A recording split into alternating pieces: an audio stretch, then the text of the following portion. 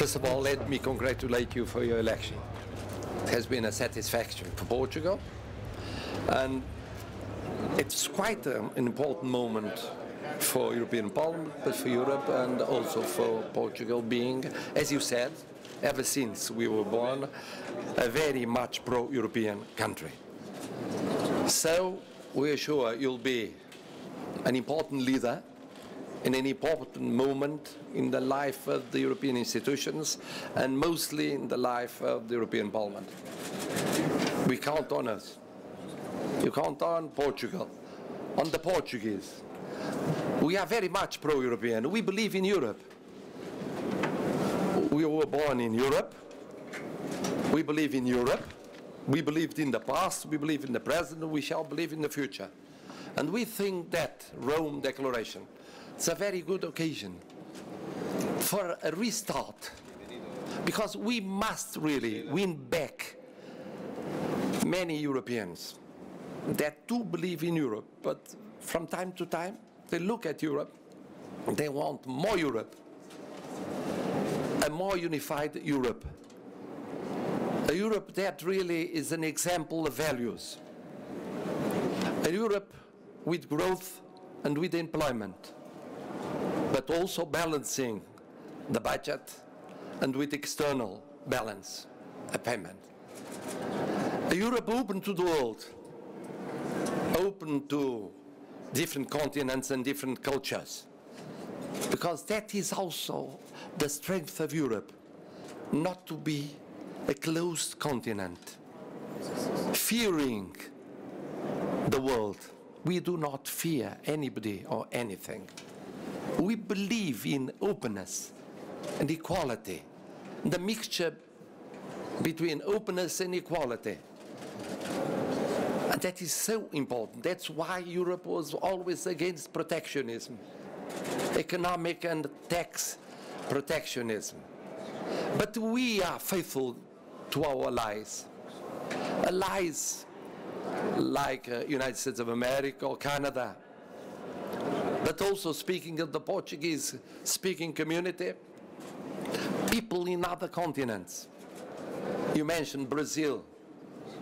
I could have mentioned, of course, countries in Africa and in Pacific that join Europe in the same fight for peace, for welfare, for an open world. And that's so important for us. We are building it.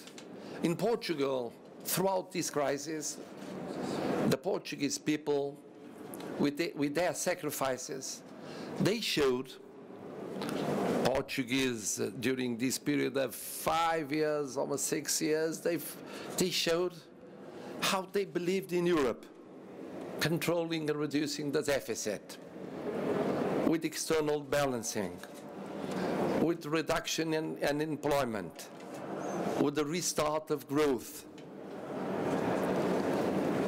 But most of all, we believed that was a means for something more important than that. That was European Union, that was peace, that was the possibility of building a new world. That's why we are so glad for receiving you soon in Portugal. You shall be received in a country that hopes to have its sacrifices recognized at the European level soon, but that will be receiving you as a friend, because you are really our friend. And as you said, between friends, we feel a kind of brotherhood. That's why it doesn't make sense to make any kind of comment splitting Europe, dividing Europe. There is no Southern Europe and Eastern Europe and Western Europe and Northern Europe. We are different, but we are united. In this moment, we need statements that stress our union, not our splits, not our divisions. And you are a very good example of it. in the sense you work every day here in the European Parliament for this union. So you can count on us, we count on you. Of course. Portugal and European Parliament, Portugal and European Union. We are in the same boat, building the same world, a world of peace, of security, of growth, of employment, of happiness.